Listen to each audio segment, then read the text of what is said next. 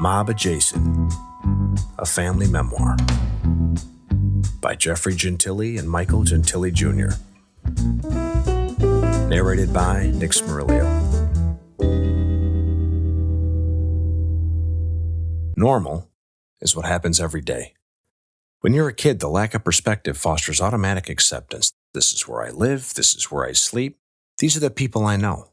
The realization that something exists beneath the surface comes slowly. Born in 1955 and 1956, my older brother Michael and I went about the business of being Eisenhower-era kids.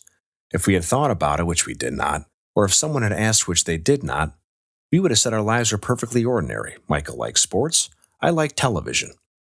We had a home in the suburbs of Chicago, a stay-at-home mom, and attended private school. All perfectly ordinary, just like I saw on television. Eventually, the light bulbs lit, and we realized our family was unlike other families. Before long, the entire marquee blazed, and we watched with astonishment as criminals, convicts, and crime lords filtered in and out of our home as casually as the milkman and the mailman. In our world, the guy who baked the bread was as respected as the guy who robbed the bakery. I will always remember the first time I glimpsed what lay hidden behind the facade of our lives.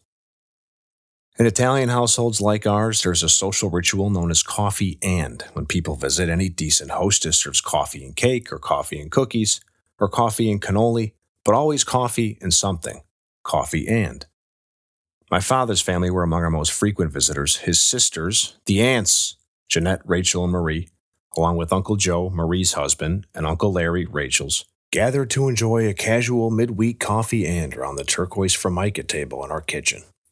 On this particular evening, Aunt Jeanette spoke gravely about someone going away to college. She said this person received a considerable scholarship. Dad asked, "How long will he be in school?" "Oh, a long time," Aunt Jeanette said heavily. A moment of silence hung over the table. It didn't add up, and I said, "You make it sound like he's going to jail." My family looked at each other uncomfortably, and Dad barked, "Go watch television." I scurried off, but after that I started listening more closely. I was 10 years old. For Michael, his moment came one afternoon when he was about 11. Dad's mob-connected and mob-adjacent pals were regulars at our house. There'd be lots of eating, drinking, smoking, and swearing. To us, they were part of the extended family, each an honorary uncle. It always meant fun when they visited. We could be certain to hear words we weren't allowed to use and jokes with punchlines we didn't always understand, but we loved it. They spoke in code, too. They talked about that guy over there doing that thing and whispered about his pal in that other guy's office. But the thing that usually made their visits fun was coat duty. Michael and I jockeyed over who got to take their overcoats into the bedroom. Dad's friends tipped us like hat check girls in the old movies, so we fought for the job.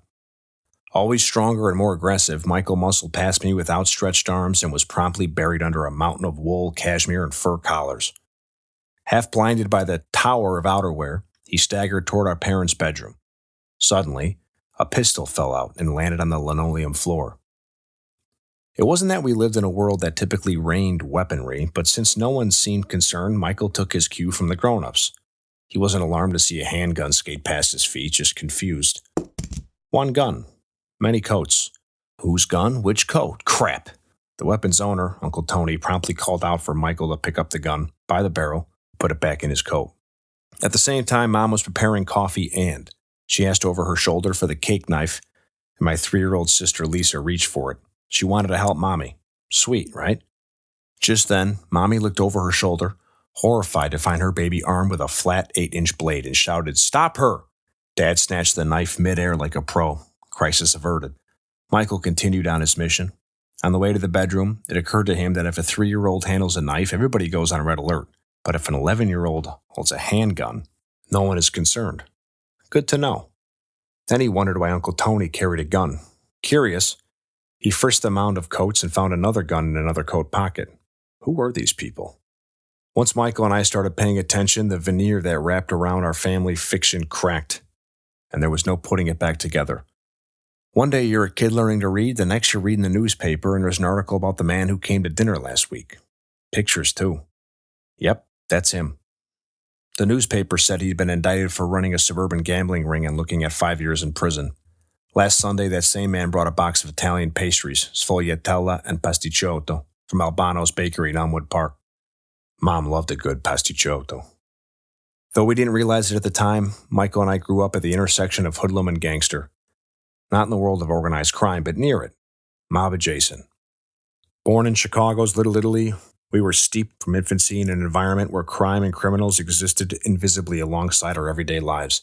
For us, the Wonder Years collided with the Sopranos, and we grew up surrounded by mobsters, gangsters, hoodlums, bone breakers, safecrackers, and second-story guys.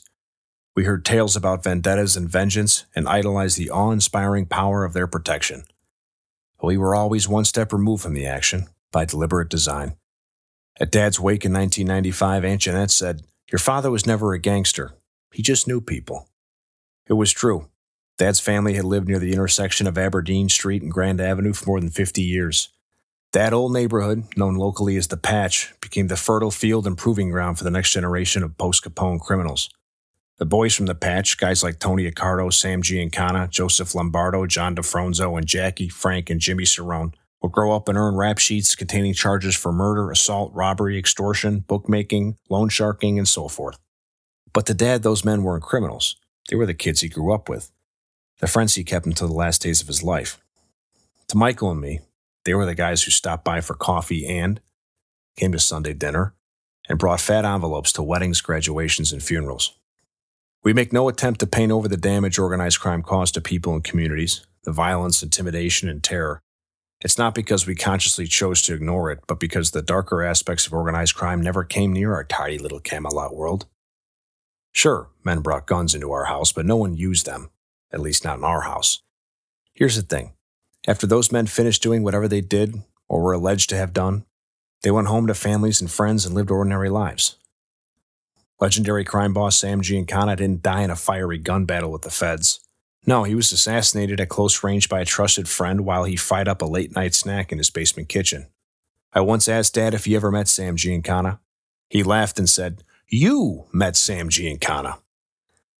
Many of the people in these stories are gone, and their footprints grow fainter with each generation, but their presence dominated our lives for decades, and we wanted to capture the time, place, and people whose actions changed us and the world, in some cases. When Michael and I started this project, it seemed respectful to seek out some of the surviving mob guys, the old lions. Since we planned to tell tales and name names, we wanted permission, or at least assurance, that no one objected. Michael has cordial relations with guys from Dad's day, so he made an appointment with one of the old lions. We're not divulging his name because he's entitled to his privacy, and it's none of your fucking business. Michael brought a box of persimmons because the old lion likes persimmons. And what kind of animal shows up empty-handed when he goes to visit somebody? He explained our intent, and the old lion said, "Do whatever you want. If anybody's got a problem, tell them I said go fuck themselves." Then he mentioned the name of another criminal associate and suggested we talk to him too.